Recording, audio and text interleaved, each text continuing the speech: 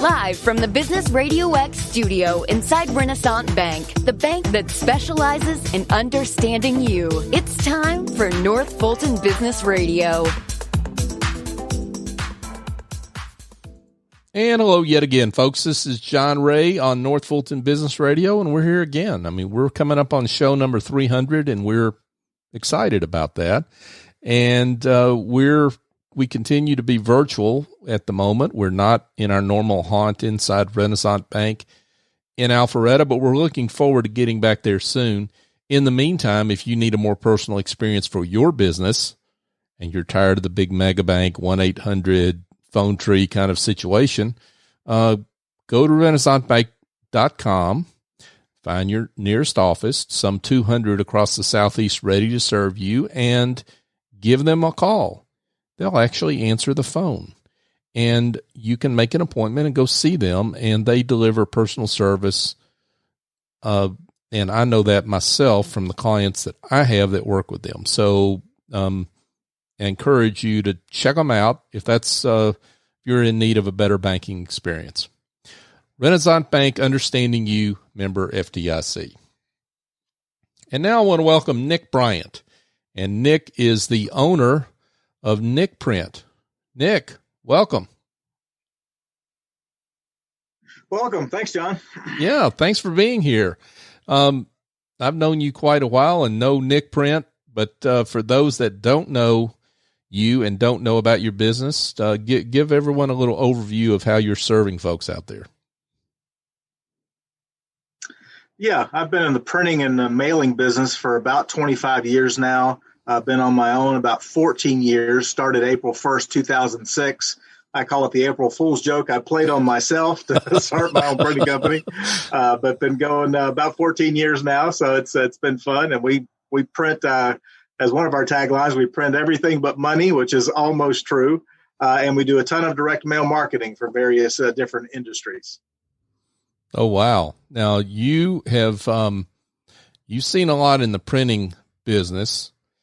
And I know this current pandemic has certainly affected your business. Talk about, though, the fact that printing really, people may think it's gone away, but it really hasn't. No, printing hasn't gone away at all. And this pandemic is even more proof of it. While certain businesses, because they're struggling, haven't been able to print, other businesses are doing more than ever. So while our job count is about probably 60% of what it would normally be, our volume is actually higher than it would normally be. Wow. Because when a vacuum takes place, some other business fills that vacuum. And I think it's also because things like direct mail is a way to stay in front of your client or prospect when social distancing doesn't allow you to be face-to-face with them. Direct mail can still get your message into their hands and stay in communication with them. Let's talk about direct mail, because that's one of those areas of marketing, it seems to me, that a lot of folks have neglected because they think, hey, my mailbox is full and I don't want to be part of that. But the truth of the matter is, it seems like so many people have quit doing it. The effectiveness may actually have gone up in recent years. Absolutely true. Probably 10 years ago, we saw a bit of a decline because everybody was going to an email newsletter. Mm-hmm. And I'd say the last 3 or 4 years, it's starting to reverse because of just email overload. I get 300 emails a day, and even the emails from businesses that I want to hear from, newsletters I signed up for on purpose versus accidentally got signed up for, I put those in a folder called Saying Later when I have time to look at them, but that time never comes. So people that are just relying on email have lost the eyeballs they normally get. And while you may get 300 emails a day, you're not going to get 300 direct mail pieces a day. And some eyes are going to hit that piece sometime that day. I mean, maybe for only 1.7 seconds, which I think is the national average, but they will get eyeballs on it.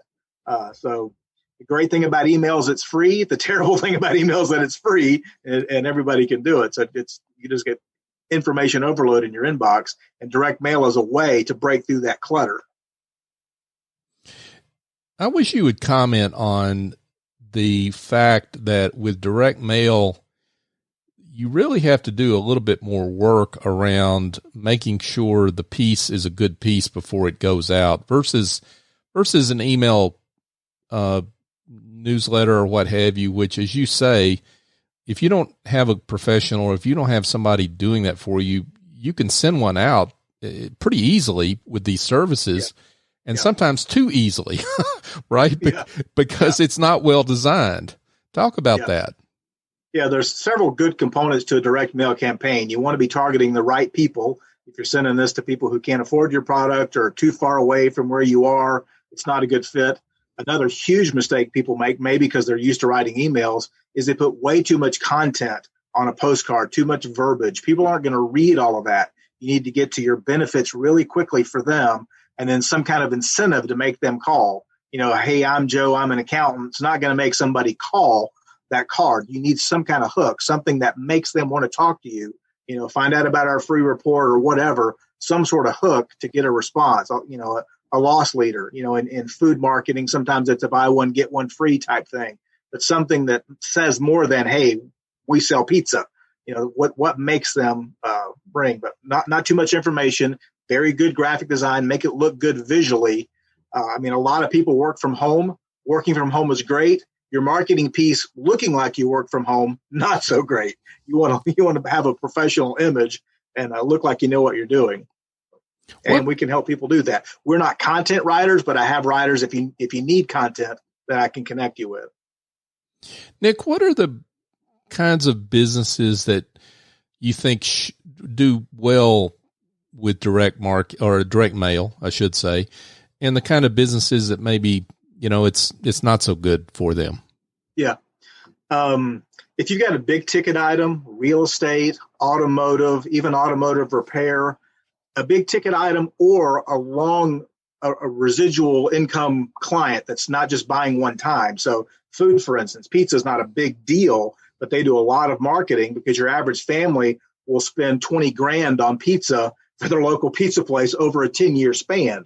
So it is a big ticket if you look at it that way. Wow. So basically your direct mail lead is going to be $25 to $30 on average. So if your product or service can warrant a $25 to $30 per phone call type ticket, then it's good. If you sell a $10 widget, they're going to buy it one time and never buy it again, then direct mail is not a good fit for you. If you sell a $10,000 widget, yeah, you're a great fit. Or if you sell a $10 widget that they need to buy every week, you're a good fit.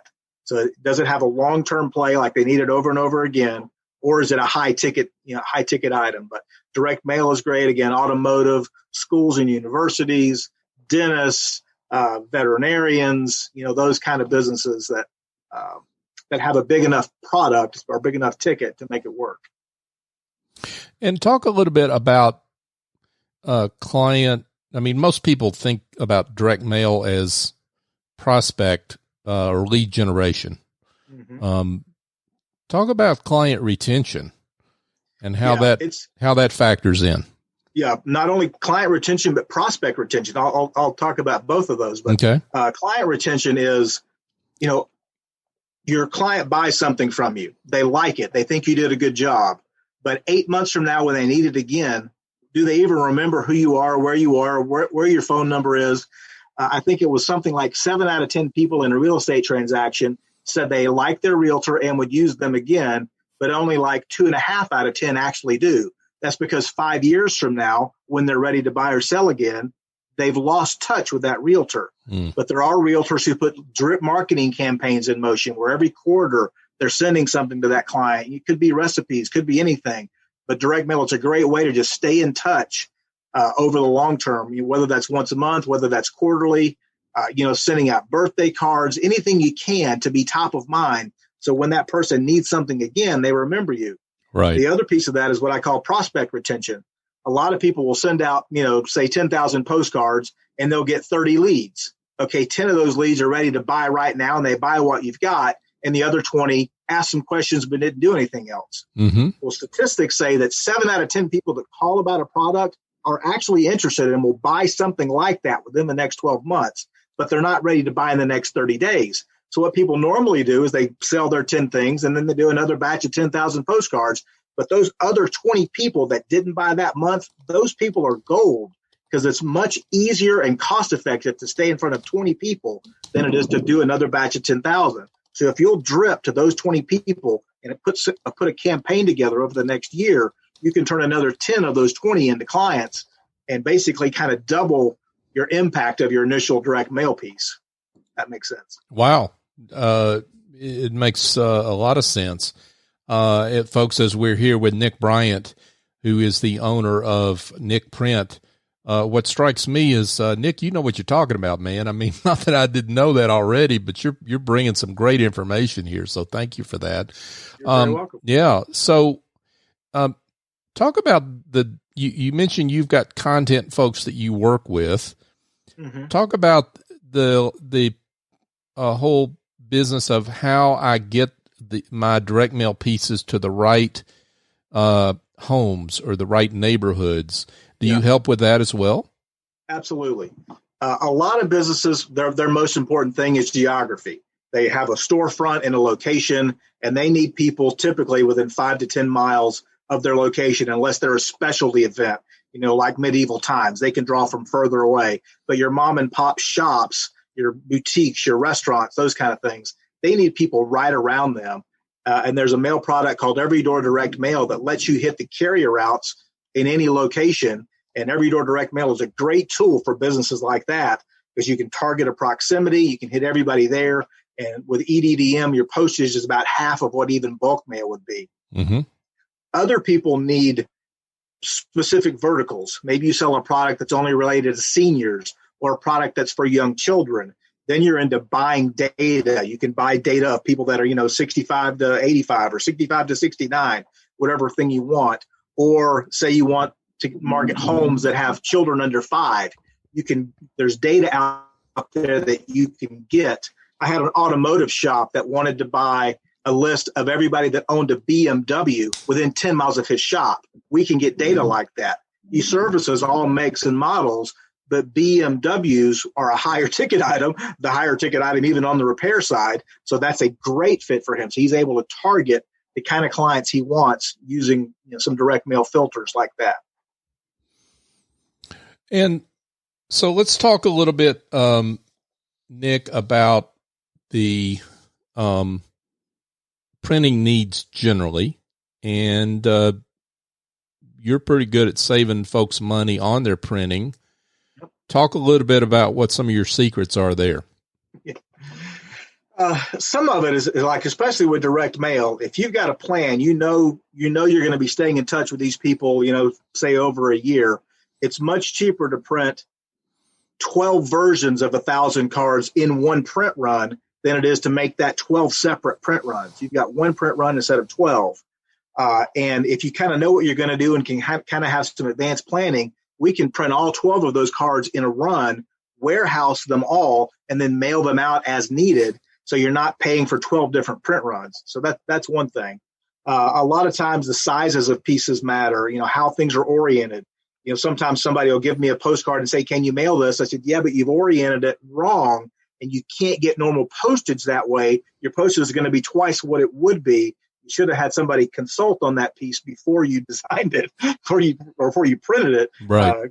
That can be mailed. It's just not going to be mailed at a normal postage rate, because the orientation is vertical and not horizontal. Things like that. Mm-hmm. Wow. Things you don't really think about until you talk to someone that knows what they're doing on this. Yeah, exactly. Yeah. So let's talk about some of the, I'm always interested in guys like you, because you've been in the business for a long time and have been successful. Talk about why, of all the business you could have gotten into, why the printing business, and why do you think you continue to have the success you've had over the years? Yeah. As life happens, I got in the printing business quite accidentally. When I got out of college, I had some corporate jobs. I worked for AT&T, and I worked for Primus Automotive, which is a division of Ford Motor Credit. I worked for Bank One Mortgage. But I've always been a serial entrepreneur as well. I had a carpet cleaning company for 5 years. This is back in Indiana. A vending machine company at the same time. Later on, I had a tutoring company for about 3 years. I was in the middle of shutting down the tutoring company while also buying a house. And if you shut down a business while you're buying a house, to the bank, you now look unemployed, which is technically true. But, an entrepreneur never exactly feels unemployed. Sure. But I had a friend that was the customer service manager at a printing company. He said, we just lost a customer service guy. You want to work here while you buy your house? So you've got a W-2. And I said, sure. I thought of it as a short-term type deal. But I worked for that guy for 11 years and then went into printing on my own. And he helped launch me into business. So, wow. Quite accidentally, 25 years later, I'm still in printing when I just took the job to buy a house. Wow. That's quite a story. So now that explains how you got in the printing business, but give folks that have want to achieve your level of success and be in business for, what did you say, 16 years now? I think it's 14. I think it'll be 14 April 1st, maybe something like that. Okay. 14 years. When a lot of businesses don't get past 2 or 3 or 4 years, what's been the secret of your longevity in a tough business? Yeah. We've kept overhead low. My shop is actually in my basement, so I'm not paying for retail space. I'm not the kind of place that does your, 50 wedding invitations kind of thing. I'm not looking for walk-in traffic. We're really strictly business to business. Mm-hmm. So where I am is kind of irrelevant. We do business all over the country. So I've kind of kept my operational costs low. Other than equipment, I'm not paying $2,000 a month in retail space. So that just saves a lot of money. So during the lean times, you don't have that mortgage hanging over your head. Sure. So things like that. We tried to stay fairly low on debt. Most of my equipment's paid for, not all of it, but most of it. So that, keep that nut small so that your monthly, what you need to stay afloat isn't too big. And so all your profits go into supporting you and not real estate or equipment. And one of the things I think is neat about you, again, I've known you a long time. You're always a guy that's smiling and you're always in a good mood. And that's really comes through in one of your favorite quotes. I wish you'd share that with us. Yeah. It's Herman Albright or something like that. It was like, a positive mental attitude may not solve all your problems, but it will annoy enough people to make it worth the effort, which I always thought was hilarious. I put that on some of my notepads and stuff. So. I love that. I may have to get some notepads from you that have that saying on it. So that's pretty awesome. Nick Bryant is with us, folks, and he's the owner of NickPrint. So Nick, talk about, I'd love it if you could talk about a success story or two that you're particularly proud of. Yeah. One of my favorites is a real estate agent we met probably 15 years ago at a Chamber of Commerce luncheon. This was actually in a different state, not in Georgia. And they were a fairly new realtor at that time, but they had a farm of about 7,000 people they wanted to stay in touch with. So what they did was print about 21,000 cards for the year, and we're going to mail them out every, several months. So we did 3 mailings for that year of their 21,000 cards. Well, each year they got a little bit bigger and a little bit bigger and a little bit bigger and a little bit more frequent. Fast forward to today, we print 2 years worth of cards for them at once. This last year, it was over 1.5 million cards. And we mail out 42,000 postcards. That's her farm area size now. Every 2 to 3 weeks, we mail out 42,000 cards. And her business has grown enough because of direct mail and other marketing, I'm sure, to just make her the number one agent for her office for that brand, Keller Williams, in the state that she lives in. So number one person in that state. And now she actually speaks at Keller Williams conferences. And I've gotten several clients because she's given out my information at these conferences. So it's just been awesome. So I've got Keller Williams agencies in Nashville and Louisville and in Atlanta. Wow. From agent in another state. The success they had over 15 years. Wow. What an awesome story. Because nothing speaks more highly to you than they keep not only doing business with you, but raise the bar year after year in terms of how deeper they go into it. So that's awesome. If you give somebody something that works in direct mail, they're going to do it again. If it makes their phone ring and gets them business, that's why direct mail is such a great business for me, because if I can make it work for you, I know you're going to do it again. So you mentioned realtors as a place where you've had success. Talk about some of the other clients, because and you mentioned a few other ones, dentists, vets, but I want to make sure we get that out there for folks whose eyebrows were just raised off this story that you told. Automotive repair. I've got little automotive shops that just basically stay in touch with their customer base and send out, monthly specials of oil changes or, tune-ups or tire pressure or whatever the deal is. But they're just staying in touch with their client base. And maybe that's 800 people, which is fine. It doesn't have to be 42,000 for us to be interested in it. Mm-hmm. I've got other realtors that just mail to their farm and it's just 250 cards a month. But we just do it every month and take their list and their new card and send it out. So we can do all shapes and sizes. Private schools will sometimes want to boost their membership by mailing, to a certain demographic. So those kind of folks.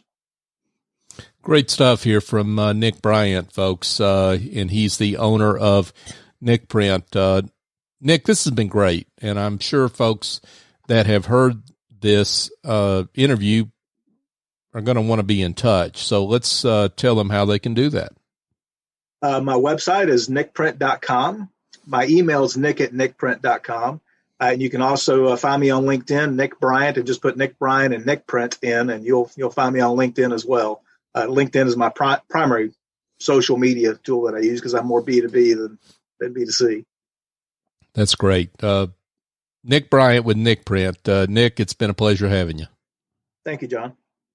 Folks, if you've got some problems that involve maybe some administrative tasks that you're spending too much time on versus spending time like in sales or something like that, you're shuffling too much paper, or maybe you need a bookkeeping help, I've got an answer for you that involves picking up the phone and calling S.E. Escobedo over at Office Angels. Now, they've been virtual for 18 years since the very beginning, so a pandemic environment does not faze them. SE's got a whole team of angels that fly in, get the job done, and fly out, and they can do it on an as-needed or ongoing basis. So whatever is called for, they can help. Give her a call, SE a call, at 770-442-9246. Explain your problem, and she'll be glad to help you. And I endorse her. She's terrific, and because I use her services. So I know what I'm talking about on this one, folks. officeangels.us is the website. Just another quick pointer, if you will. So this show is on all the major podcast apps, Apple, Google, whatever. We're on all of them. North Fulton Business Radio is the search term. We'd love it if you would find the show, subscribe to it. We'd love it if you give us a great review, because it helps folks find the show, and folks that may need the services of great business leaders like Nick Bryant and others that we've had on the show over these past 4 years. We're coming up on show number 300, folks, and we're excited about that. So that would be helpful if you could do that. And also connect with us on social media, North Fulton BRX. We're on LinkedIn, Twitter, and Facebook. So for my guest, Nick Bryant, I'm John Ray. Join us next time here on North Fulton Business Radio.